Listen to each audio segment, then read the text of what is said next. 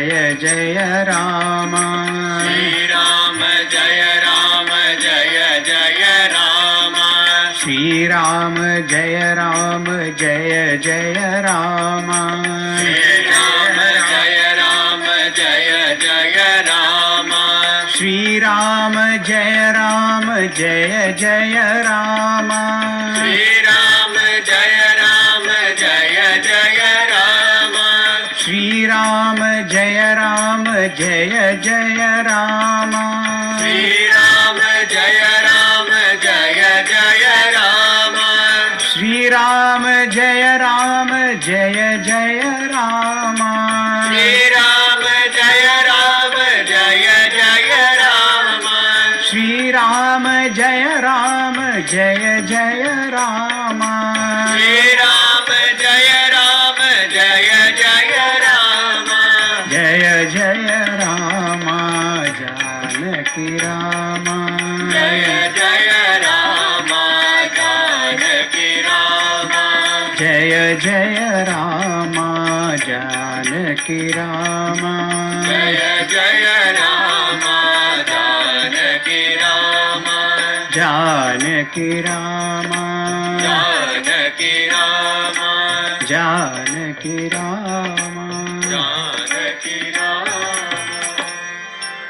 सियावर रामचंद्र की जय पवन सुध हनुमान की जय बोलो भाई सब संतन की जय सद्गुरुनाथ महाराज की जय।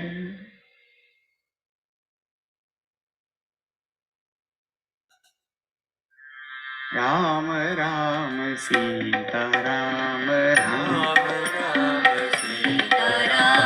राम राम सीता राम राम राम राम सीता राम पूर्ण काम परम धाम पूर्ण काम परम धाम राम राम सीता राम राम राम मधुर नाम राम राम मधुर नाम शंकर मन रमत राम शंकर मन रमत राम भक्तन के जीवन राम भक्तन के जीवन राम पूर्ण करत सबके काम पूर्ण करत सबके काम पूर्ण करत सबके काम पूर्ण करत सबके काम पूर्ण करत सबके काम पूर्ण करत सबके काम राम राम सीता राम राम राम सीता राम राम राम सीता राम।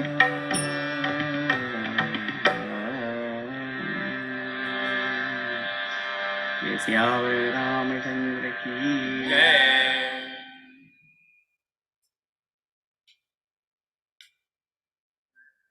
हरे Rama Ram Rama Hare Hare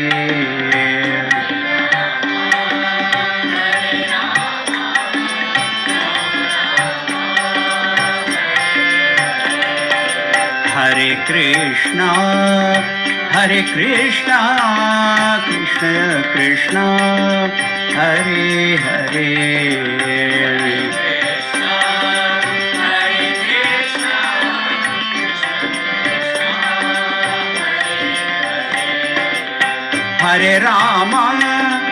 Hare Ram Ram Ram Hare Hare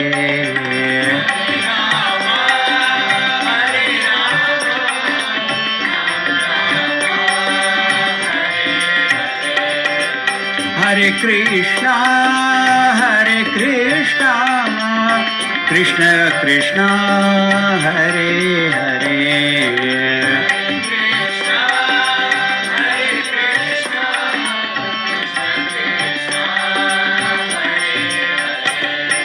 Hare Rama,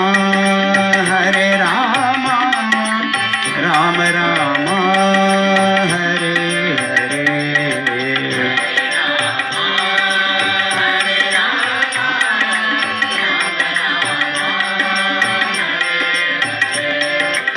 Hare Krishna,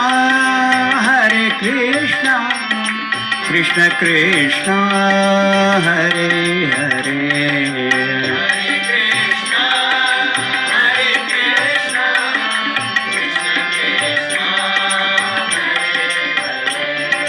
Hare Rama, Rama Rama, Hare Hare.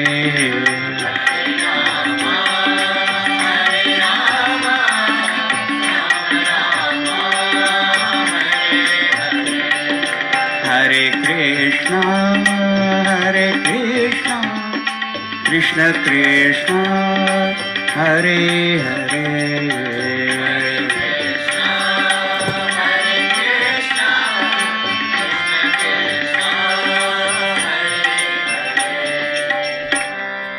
श्यावर Ramchandra की राधावर कृष्णचंद्र की।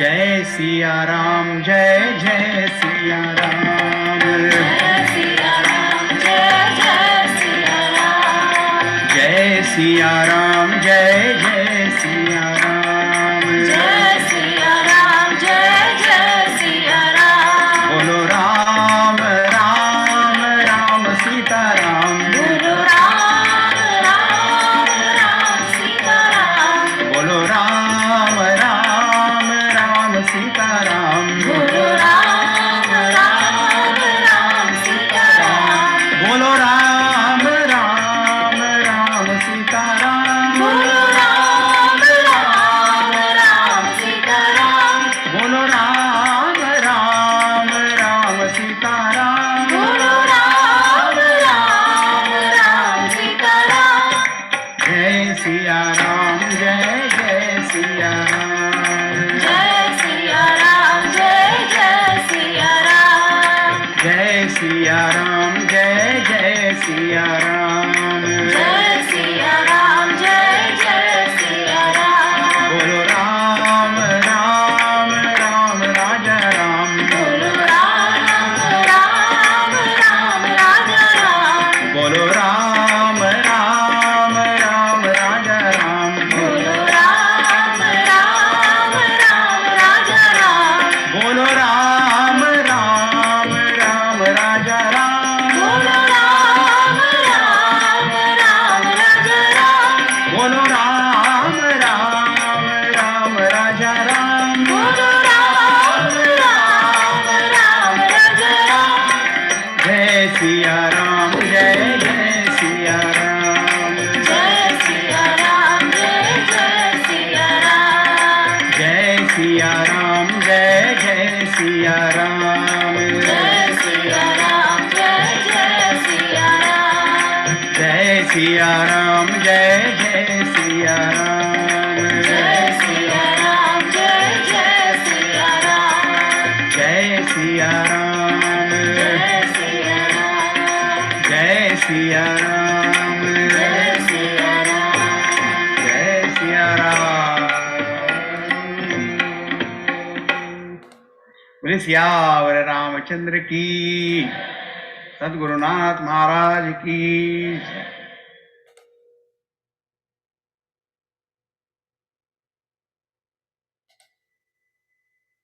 कृष्ण कृष्ण मुकुंदा जनार्दना, कृष्ण कृष्ण लावले, Krishna Krishna Mukunda जनार्दना, Krishna Krishna Mukunda जनार्दना,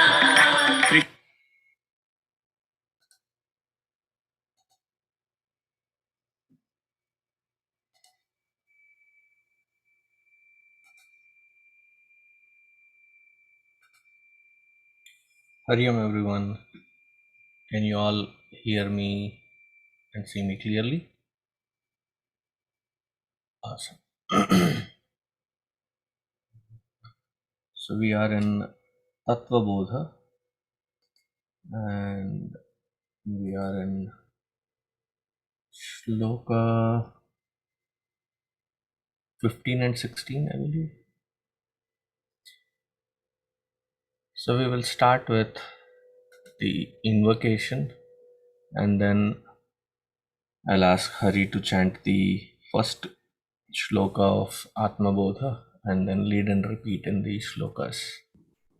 Then I'll ask Brahmacharini Divya to give her 10 minutes, 15 minutes. Yeah. And then Hari will speak and then I will consolidate it. Hope you have had an amazing week and the long weekend coming. So have a amazing time with family. So let us start with the invocation.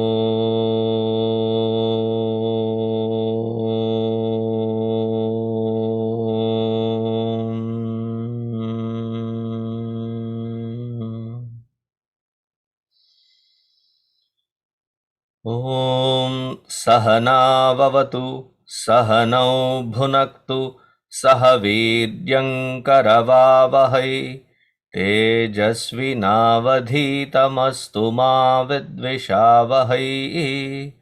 Om Shanti Shanti Shanti. Gurur Brahma Gurur Vishnu Gururdevo Maheshwaraha Gurureva Param Brahma Tasmai Shri Gurave Namaha. Tasmai Shri Gurave Namaha.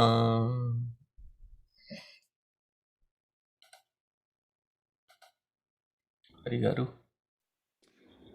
तपोभिक्षीणपापानां शान्तानां वीतरागिणां मुमुक्षूणामपेक्ष्योऽयम् आत्मबोधो विधीयते. 15. paṃcakośādiyogena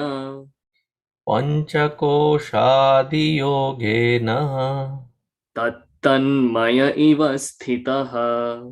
tattanmaya iva sthitaḥ. शुद्धātmā nīlavastrādiyogena sphaṭiko yathā. śuddhātmā nīlavastrādiyogena sphaṭiko yathā. vapustuṣādibhiḥ kośairyuktaṃ. vapustuṣādibhiḥ kośairyuktaṃ. yuktam yuktyavaghātataḥ. yuktam yuktyavaghātataḥ. ātmānamantaraṃ śuddhaṃ. ātmānamantaraṃ śuddhaṃ. vivicyāttaṇḍulaṃ yathā. vivicyāttaṇḍulaṃ yathā. Thank you, Hari. Hari Om. Can you hear me? Yes, Hari Om. So here in verse number 15, śuddhātmā iva sthitaḥ. So the pure self as though appears tattanmaya tat, identical with that. And that refers to paṃcakośādiyogena. How? paṃcakośādiyogena, by identification with the 5 sheets and etc. Yathā sphaṭiko nīlavastrādiyogena, just as the crystal appears to be blue when it's associated with a blue garment. So this is the breakdown of the meaning of the verse. We saw in the previous couple verses that Swamiji has given us 3 important factors to remember when it comes to upadhis. One is that there must be a proximity between 2 entities. The second is that they are borrowing gunas from each other. But the most important and the third aspect is that there's no real reality to the upadhis or the gunas that are there. So in this verse, we're expanding on the idea given in the second point of the borrowing aspect of the gunas. So there seemingly seems to be 2 entities, 2 separate entities. One is the self and one is a paṃcakośas. So the self is described as being pure, same everywhere, unlimited, and is the nature of Sat Chit Ananda. The paṃcakośas, on the other hand, are annamaya kosha, pranamaya kosha, manomaya kosha, vijñānamaya kosha, and anandamaya kosha. And again, these 5 can be clubbed in a different order when we say sthula sharira, sukshma sharira, and karana sharira. So these are the paṃcakośas in 2 different perspectives. Now, the expression of life is the effect of seemingly borrowed gunas here.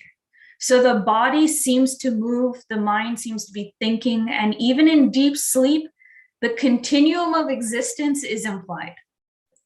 When we combine all of these functions together and identify with it, there's an emergence of the feeling of me, myself, and I.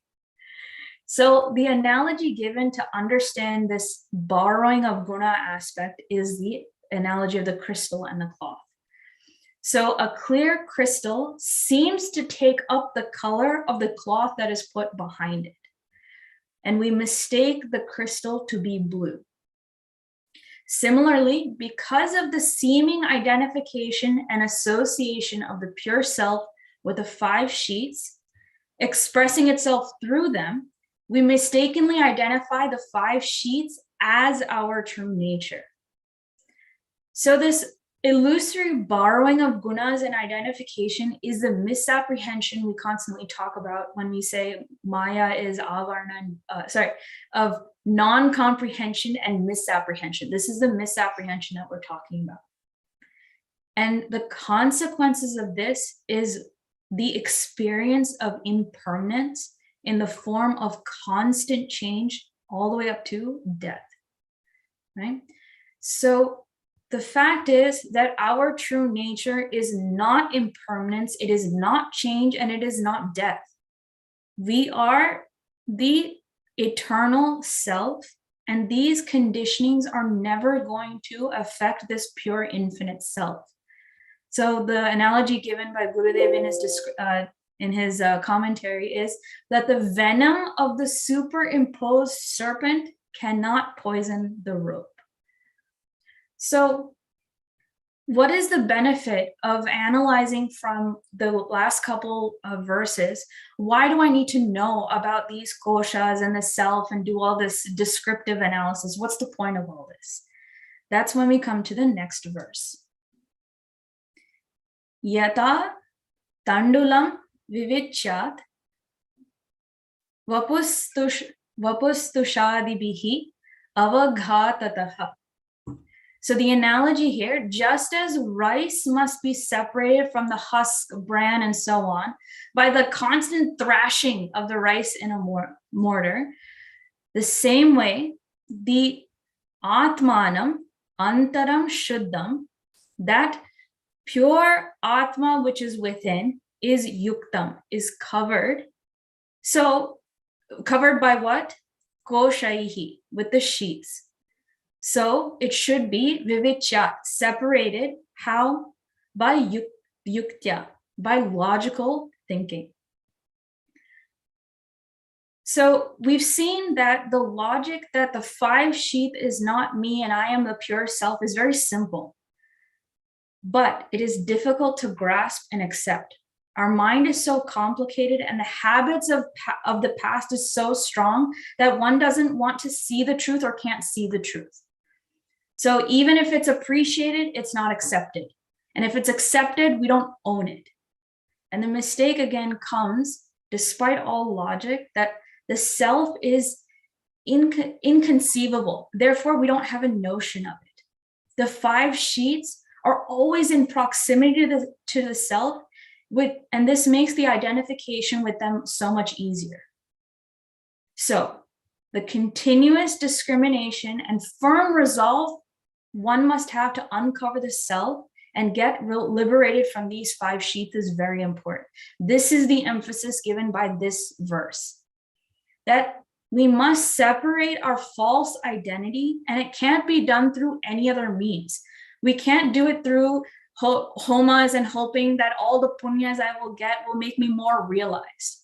It can't be done through blind belief that, okay, I believe I am Atman. Atman is now eating. Atman is now witnessing. Atman is now praying. You can't do that through false beliefs either, or blind belief. It has to come from viveka. Viveka is the intense critical thinking. And with para vidya, the right knowledge has to come to the point of anubhuti, personal experience of that knowledge. And how intense should this first step of viveka be?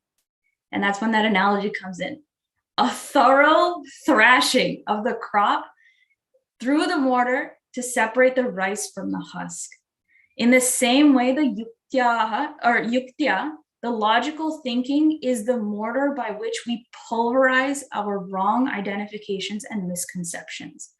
Misconceptions between what is the truth, what is illusion, what is the self, what is the 5 sheets, what is the changeless, and what is the changing. Again, when we come back to ātmabodha, viveka is nitya anitya vastu viveka. And this is the first qualification that's given. So this this ability to not separate ourselves is the cause of our pain and helplessness. And it is only through separating and abiding in the reality that gives clarity and control. So right now, as we go through life, we function from our limited self, and our limitations becomes our vulnerability. And those vulnerabilities becomes the blackmail by which we are strung along through life. That helplessness of existence, and we're desperately trying to become free of this leverage that's tied around our necks. And that's clearly given in Bhagavad Gita when in the very first chapter, Arjuna depicts us in the state that we are, and eventually he pleads to Bhagavan for the urgency of his guidance. We want to be free of this. And how does Bhagavan Krishna give us the advice? From the highest standpoint, from the only real standpoint. That I am not any of these koshas, I am not any of these upadhis, I am that eternal self. Only when I can separate myself from the upadhis can I then turn around and have that objectivity to analyze the experience that has come to me. What is my upadhis doing in that experience? What must it do? And finally have the control to make the upadhis do what it needs to be doing. I can only turn around and have that control if I'm able to separate myself from the upadhis. So not only does this advice help us from the highest standpoint, saying you are not these bodies, you are that eternal self, that is true realization. But this aspect of separation also helps us on our day-to-day life, even while we're working to get there. So this is the greatness of what viveka and this analysis can bring us.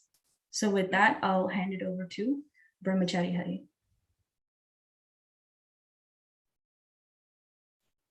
Hari Om. So here we come to such an interesting part where it's introduced the real schematics and the nitty-gritty, the real details of how to go about making the separation from the superimposition. How do I get over that? Using the instruments that I have. No promise of mysticism is given. No special process used that's out of my reach. Simply using logic and having my actions align with what conclusions I've come through that logic, which relies on Shastra. That's how clear-cut it's given. Now, how does identification to the 5 sheets, to the paṃcakosha, even express itself? Because these aren't direct expressions. I never think during the day, I am the body, I am the mind. The thoughts don't express in those kinds of words.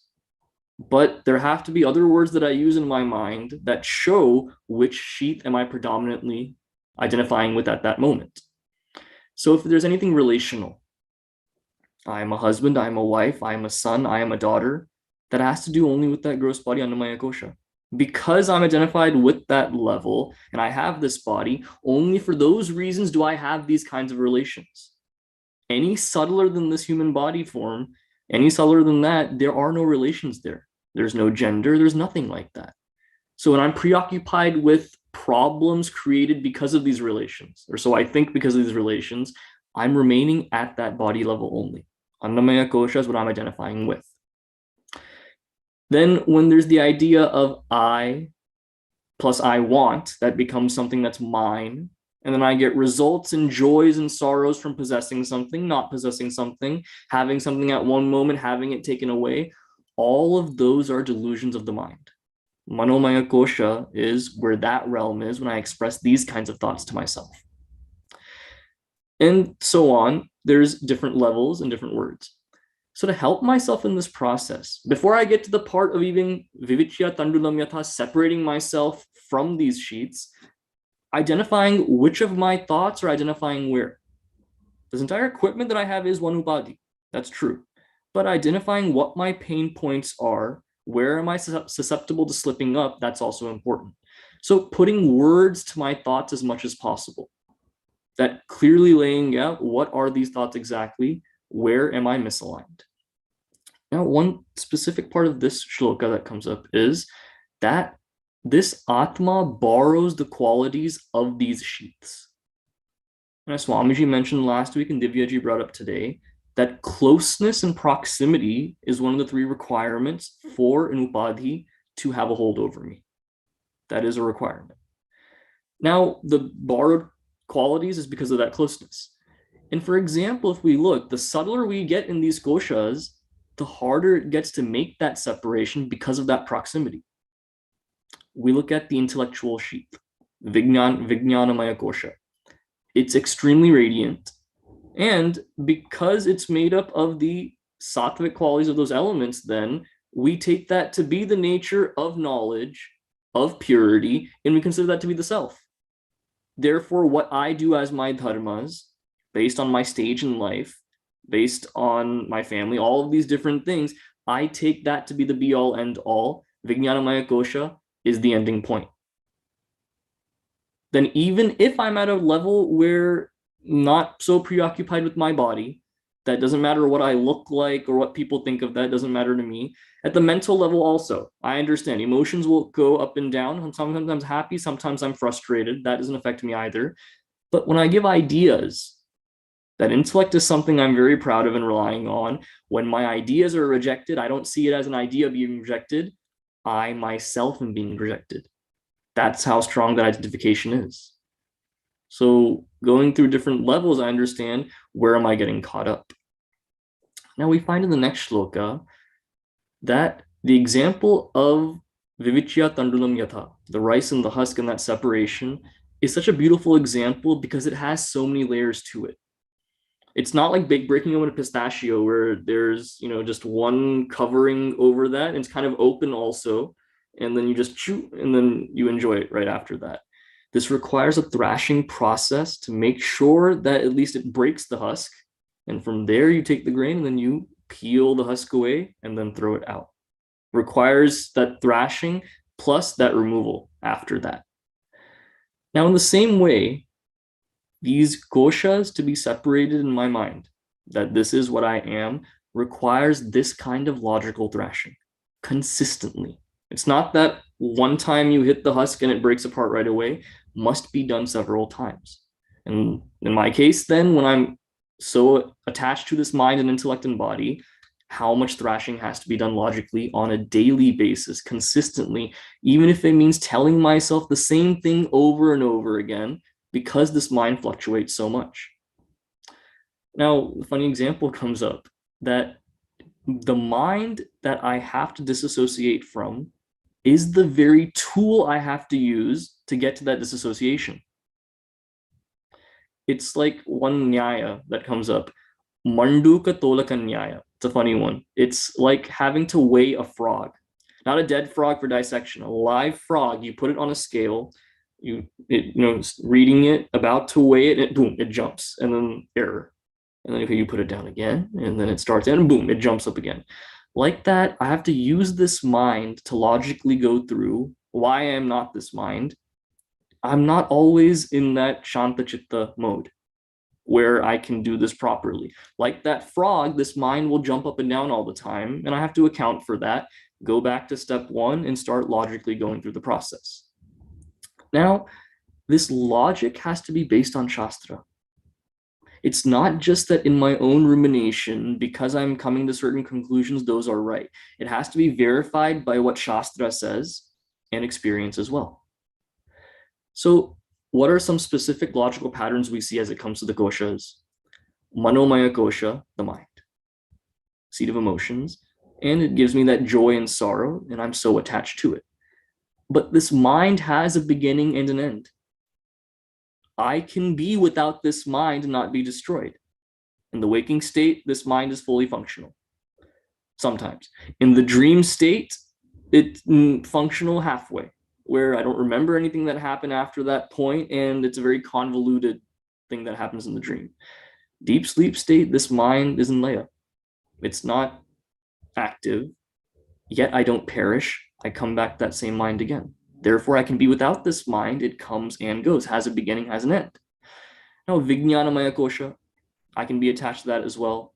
What's a logical point I can use there? That despite that doership that I have that arises from it, it's karyatva-hetuhu. It's an effect. There is something beyond this intellect as well. The same system I go through of waking, dream, and deep sleep, through that analysis I find, even when that intellect is inactive, I don't perish. Therefore, there is something else that I am above that. And then anandamaya kosha, where any happiness I feel is derived from that anandamaya kosha only. It's a fragment of that ultimate bliss that I can't experience after I've gained that liberation. Now, with anandamaya kosha, one question comes up. It's like I had a friend once who was working in a zoo, and so he'd give tours at the zoo. That was his job. The school kids, everyone would come. And one school child asked him a question that he's still baffled by. It's a brilliant question. The zebras were there. And he said, the zebra that's there, it has black stripes and white stripes on it. Is it that the zebra is white and happens to have black stripes on it? Or is the zebra black and it has white stripes on it? Was the question that he asked. I asked my friend, what did you say? He said, I just made it up. I said, yeah, it's black with white stripes, obviously, is what he said. But that's a really good question, right? Which one is it? In the same way then, as it relates to my happiness, is it that I'm always happy inherently and that there are streaks of sadness in my life? Or is it that I'm inherently sad and sometimes streaks of happiness, like those zebra stripes that come up? Question that we can ask ourselves. But this Anandamaya Kosha, this analysis of that shows that it is that reflection of that bliss, simply a reflection. But even that Anandamaya Kosha, Prakritir Vikarat, it's a modification of nature. Because if we look at desire, I perform an action because I have a desire. That's the grossest level. Little more subtle than that is I have the clear desire, I want to do this. But going subtler from there, where does that come from? Even the vasana I have to create that kind of a desire in my mind has to come from somewhere that's located in that Anandamaya Kosha. That's how much of like an inquiry that our rishis have done to come to this point, to understand what these layers are. So even that is not permanent then, even that is not me. That's also only a modification of Prakriti, therefore it cannot be me. Now the final point I'd like to make is, Mere intellectually going through all of this is not enough. I have to do something with it then. So the question comes, which of these sheets do I attack first? And when we ask ourselves this question, we can say, if at the intellectual level everything is cleared away and corrected, then the mind will fall into place, body will also be cooperating, and integration will happen. But that's so hard to do. And even a Balavihar kid understands this. When I used to go to the Balavihar class, I'm excited to do that now, by the way, in a month or two. So I'm really excited. But when I used to go to the Balavihar classes before the pandemic with the little kids, I have an activity with them where I'd say, is it easy to control your mind? They say, yes, very easy to do that. Okay, let's do an activity. I'd say first with your body. For 10 seconds, don't look at the floor. You can look anywhere. You can look at me, you can look anywhere, don't look at the floor. And the kindergartners are so cute, right? They'll look like this for 10 seconds during that. And they say, was that hard? Haribhaiya, what are you talking about? That was so easy. Okay, you guys are much smarter than me. I struggle with that. Good job. Next activity. For 10 seconds, don't think about pink elephants. And I say, ready, set, go. Don't think about their pink trunks. Don't think about their pink tails. Don't think about their big round pink bottoms. Don't think about it. Don't think about it. And after that, I asked them, who didn't think about pink elephants? And there's one or two of those smart Alex that, I didn't think about it. But come on, the reality is everyone thought about it. It's hard to control it at that mental level. So in the same way then, at the most grossest level, action is what I have. Controlling what happens in the other sheets with desire and not letting the desires come, that's a fruitless effort. I'm going to fail if I do that. I'm going to be frustrated if I do that. Controlling at the body level, reining in the sense organs, that's the very first step I have to take. So logically going through, using the aid of Shastra of why I can't be connected to all of these paṃcakośas, and then what do I do about it after I come to those conclusions convincingly, starting at the low-hanging fruit, at the annamaya kosha, trying as best as I can to control things there, and seeing how everything else aligns. That's all I have, Swami.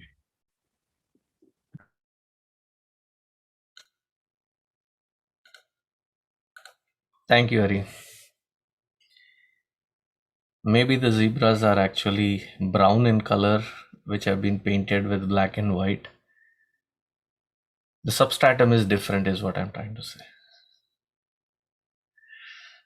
I have not had the opportunity to look beyond their skin, but that's that's a very baffling question. Now, coming to these shlokas, up until now, the three shariras were discussed: sthula sharira, sukshma sharira, and karana sharira. Gross, subtle, and the causal body.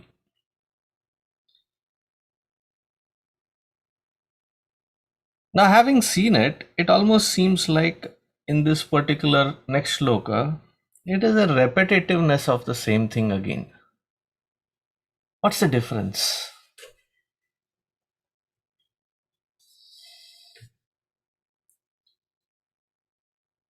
The sthula, sukshma, karana, sharira are the equipment, whereas the paṃcakosha are its modifications. Obviously, annamaya kosha is sthula sharira and its vikara, how it expresses.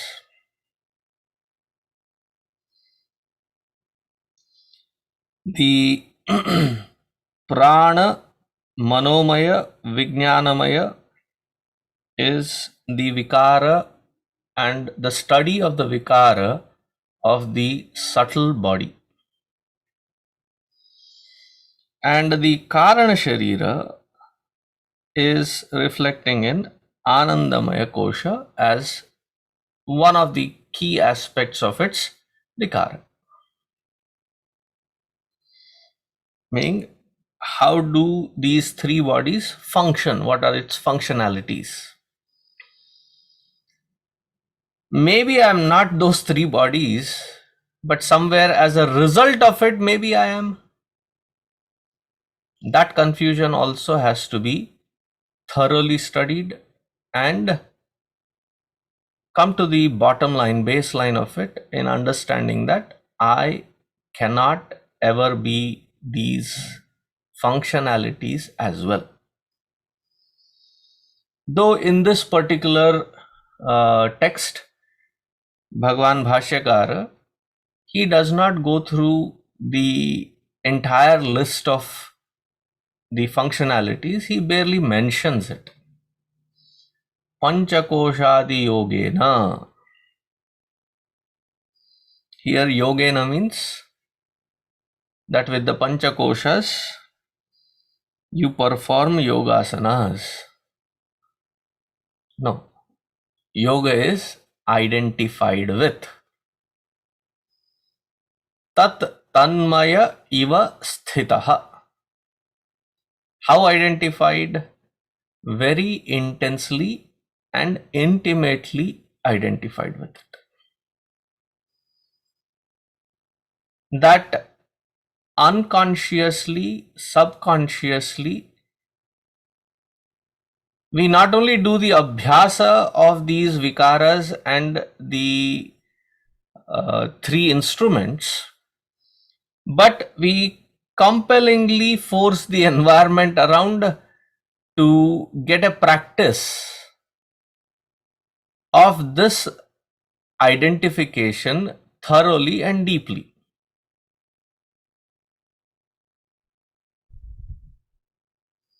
To a point where we say, you are this body, therefore you have to maintain your teeth. Crooked teeth will not give you confidence. Therefore, go help the dentist survive. Brown teeth, black teeth may be a difficult task. Brown teeth or yellow teeth, it also doesn't give you confidence to smile. Again, spend a time. White hair, go to your beautician and get it painted. Or if you are one of those who has the time, opportunity, ability and the skill set, so go through the, what do you call that, henna, and do the indigo treatment, and like 3-4 days steps, so that for 1 month it reflects. Aha. Now, I doing it is one thing, I forcing it on the environment so that there is, they say that there is peer pressure in teenage years. No, it starts and rest of the lives it continues. As a physical level, the things and assets and what I possess, the identity with that also is forced. Constantly when the conscious, subconscious and unconscious level, we are forced to live at such a level wherein this is constantly subjected, that the pressure is now called body shaming. That the bald should not be called as bald. और क्या बोलोगे, गंजा, टकला? Fat should not be called as fat.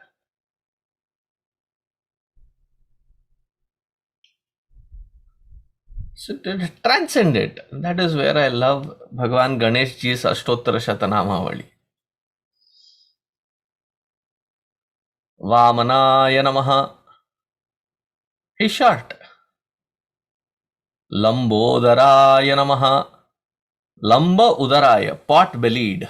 Thou art pot-bellied. And Bhagavan Ganesh Ji suddenly doesn't,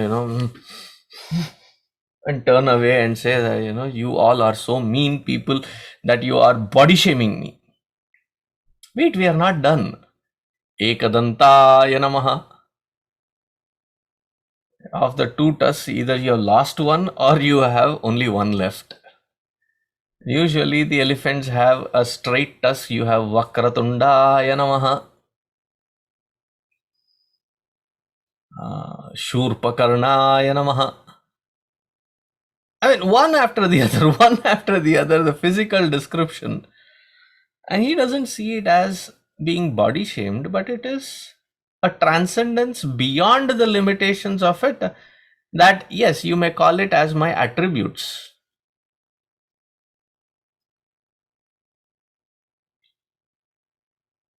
But we are so identified with it. Tattanmaya iva sthitaḥ. We are so identified with it.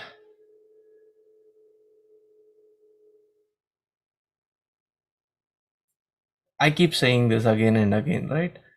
Old should not be called. Don't call me old Swamiji. So what else do you call old?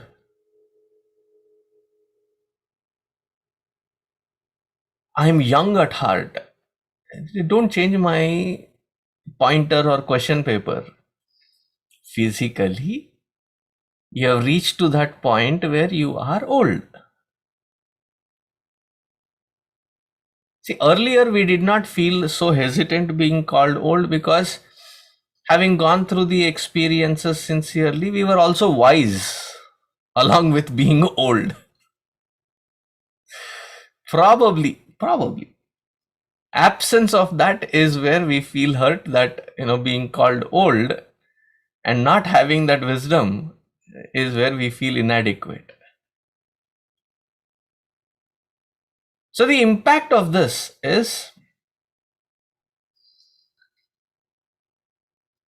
very, very intense, very, very deep, and a simple process of sitting through and going through the marga of Anvaya Vyatireka Marga, which is what we'll focus in the next shloka. Anvaya, I am this. Vyatireka, I am not this. In its presence or absence, it does not impact. I am not this. Na iti margena. I am not this. I am this. To ascertain. Mano buddhyahankara chitta ninaham. So in that Nirvana Shatkam, what is the last line? The first three lines are Vyatireka. The last line is Anvaya. Chidananda Rupaha Shivoham Shivoham. And that is to be meditated upon. Not to create the ambience of dimming the light and then sitting there with somebody singing it with instruments and melodious flute that goes as an interlude and then swing to its tune and then it's not a feel-good factor. It is more about understanding. What is the understanding? The understanding is that the borrowed identity and its impact is as distinct, separate, and unimpactful, just like the crystal which is sitting on the cloth. The crystal starts appearing as if it is exactly the color of that particular cloth. So here the example, nīlavastrādiyogena sphaṭiko yathā. The sphaṭika, the crystal, when placed on the nīlavastra, the blue cloth, it appears blue. When moved to a white cloth, it appears white. Now when the shift is happening, is there any reminiscence of that color which is carried forward by that crystal into the next one? Absolutely not.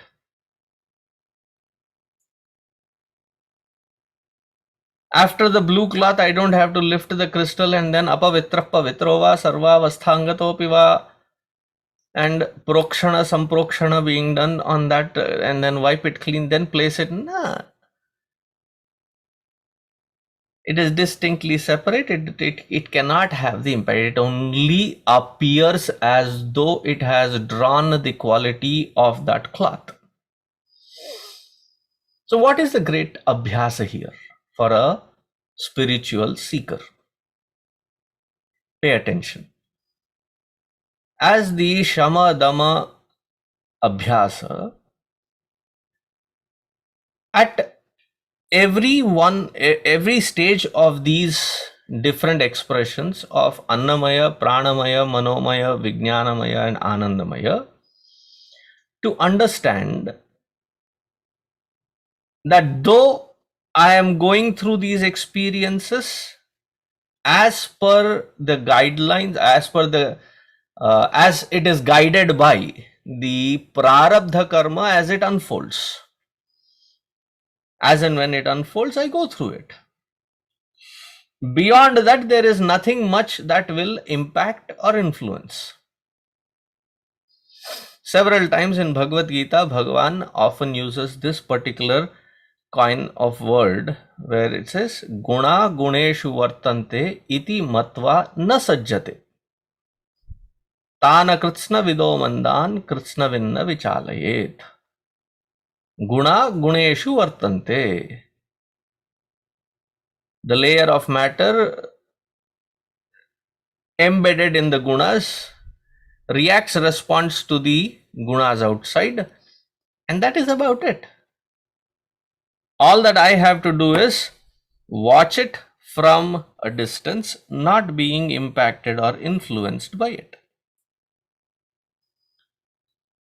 But in order to reach to that point of clarity from where I can sit, I can watch this and not be impacted, there has to be a process, and that process has to be done efficiently. What is that process? Vapustuṣādibhiḥ kośairyuktaṃ yuktyavaghātataḥ ātmānamantaraṃ śuddhaṃ vivicyāttaṇḍulaṃ yathā.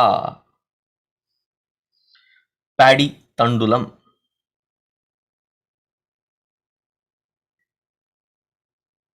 I think in Marathi language it is called tandul, because that is also from Sanskritam. Tandulam, paddy. The original color of rice is brown. That which you pay extra these days to buy eagerly to live a very conscious life. Organic brown rice. Bleed through our nose to pay for it and buy it. The original rice is supposed to be brown. It goes through several stages of removing the husk, the barn, and various other things. In the traditional way, the mortar and pestle, for different kinds of strokes, there are different kinds of pestles in the mortar. You cannot use, supposing you have to make it into a powder, there is an iron one. If there is a simple crush, there is a stone one. But for the tandula, you don't use either one of them. There is a wooden one that is used. I mean, in today, whoever is listening, how many of you have used that to, because simple thrashing of the crop, you can only separate the paddy out of the crop. After that is the actual process. You dry it out, and then the subtlety of the stroke. What happens if I use the stone one or the metal one? then what you get is not called rice. It is called rice powder mixed with husk. You don't want that. When you do the Anvaya Vyatireka job, you cannot throw the baby along with the bathwaters. The loss is high. So you have to use the wooden one. Wooden one in Sanskritam is also called Mudgara. What is Bhaja Govindam known as? Moha Mudgara. So you use that to. So what you do is you stand with the mortar and pestle. Hand-eye coordination should be really good. It is key important point here. And then you lift it up. Having lifted it up to the convenient level, you don't have to exert. You just drop. Why? There is something that we on earth are blessed with, which is called gravity. So the wooden stick will fall and it will whack with enough strength that the outer external surface of that husk is thrashed out. Then they take it into the winnowing, that shurpa it is called, or in several other languages, soup. I know there are several languages it is running in my head, but you get the point, right? That so what happens in that? As you throw the grains up, the lighter particles, because of that movement, gets thrown out. The heavier particles fall back, right? So you want that to happen, that the husk goes away and then the rice falls back. Remember that this was the daily chore. Every meal had to have the first pounding practice. So you don't need to do special weights. You don't need to do special cardio exercises. Go back to your village lifestyle. Your health will be optimally great. Because the food is organic, the brown rice that you are beating out is fresh and it is healthy with all the vitamins still in place. And that is what we need to remove. Similarly here, that śuddhātmā always remains shuddha. There is nothing that will taint it. But it is our conviction that we have given in, wherein we believe as if I am identified with it. Atma Chaitanya is not the one that is being identified with it. It is another layer of reflected consciousness, the jivatva, who is identifying himself or herself. Because at this time when the identification happens, now we have the identity issues. Male, female, tall, short, thin, round. I was talking to somebody that I knew very recently, and over the period of last 2 years has put on about 25-30 pounds. I looked at him and I said, "Hey bhai, ye kya hai? Yeah, gol matol." And that fellow very proudly turns to me and says, "Swamiji, round also is a shape and I'm proud of it." I said, "Theek hai. Continue."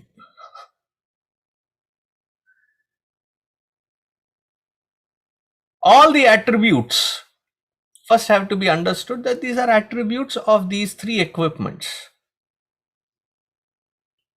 Supposing I use a screwdriver and the screwdriver is blunt, do we ever conclude saying that I am blunt? No, right? Hopefully not. These days we use these gadgets. What do we say? It is a smartphone. Just because I am using it, can I claim that I am smart? No, the phone is smart.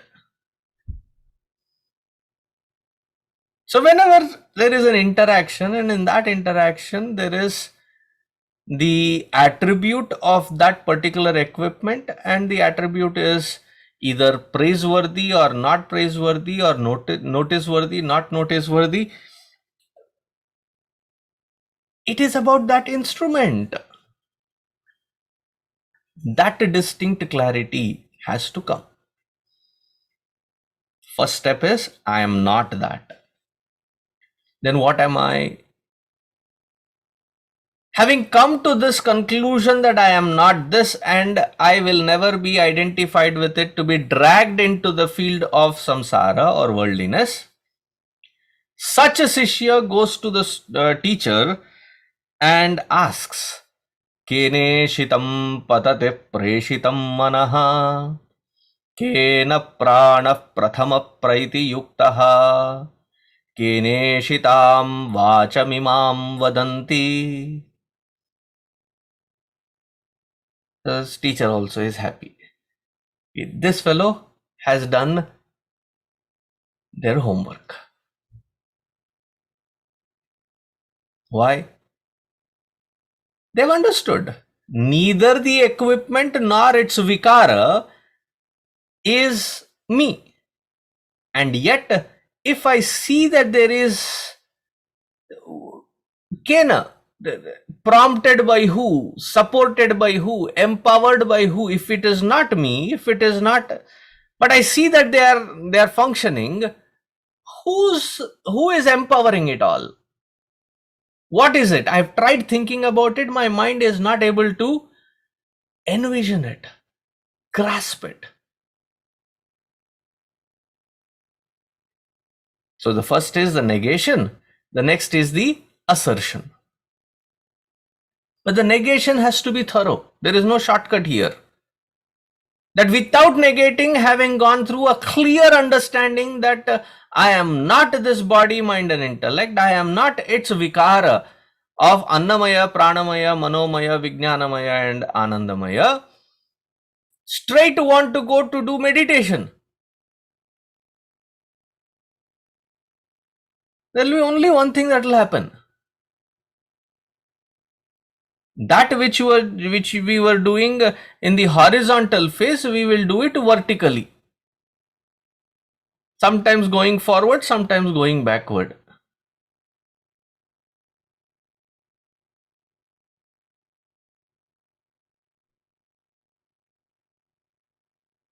This viveka, this clarity, that it is not just key cliched words or sentences of Vedanta where I have learnt and picked up now saying that, oh, I am not BMI.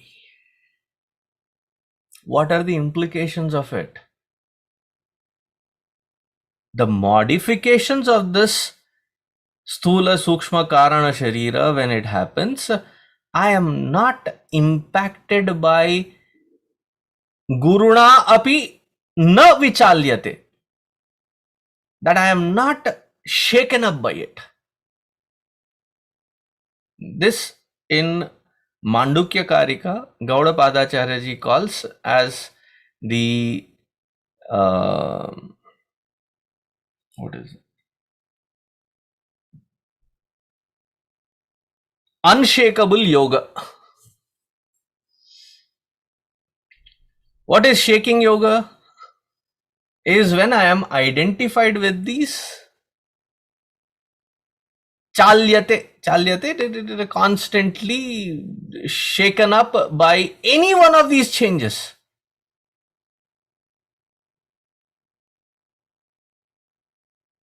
Slight change that happens and we get shaken up. cough, we get shaken up. Something that which you are anticipating, not anticipating, and there is sometimes you get, sometimes you don't. And why is this happening? Why is Bhagwan doing this to me? ये भगवान को और काम धंधा नहीं है क्या? That he has to sit there and keep picking on who do I pick today and how do I smack? No, that is not how Bhagwan works.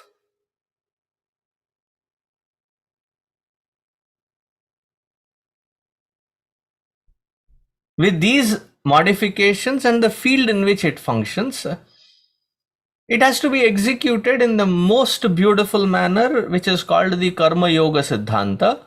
Not one or two actions of life, but every single movement of any one of these 5 layers of functionality of the 3 instruments to be clearly understood as the Guna Guneshu Vartante.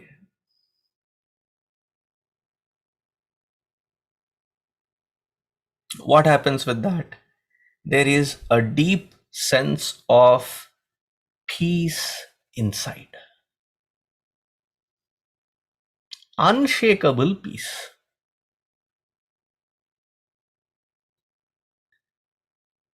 I mean, body may have a slight fever here and there. Head may be throbbing, neck may be stiff. That is fine. Put enough Tylenol, give enough rest, done.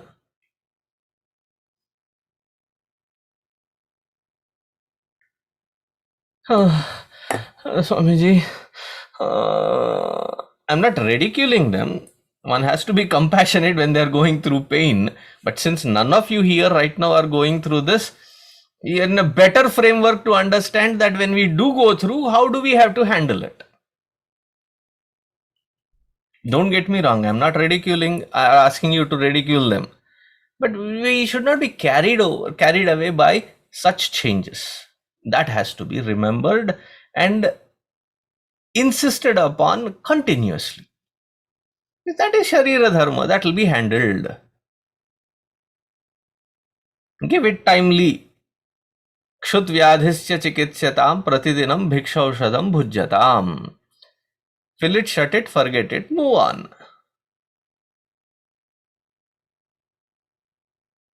Oh, whatever happens to the body, I'm not the body, so I will not take medicines anymore. Don't be stupid.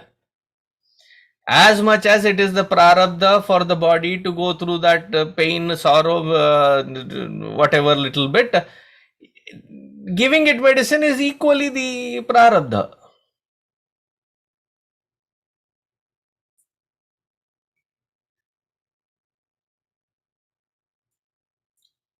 That immense state of peace, unshakable sanctuary that once you create, then you can see that life is not something to be scared about. Experiences are not something to be frustrated about.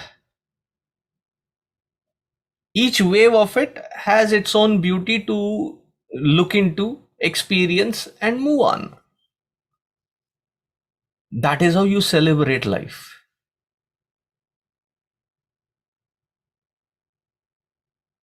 Hope the message got across. I'll stop here. It's already 6:59, correct time. We'll continue next week. Have an amazing long weekend with your friends and family. Enjoy. See you next week.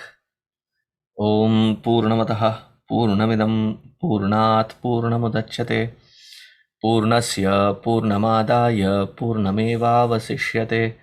Om Shant Shant Shantihi. Harihi Om Shri Gurubhyo Namaha. Harihi Om.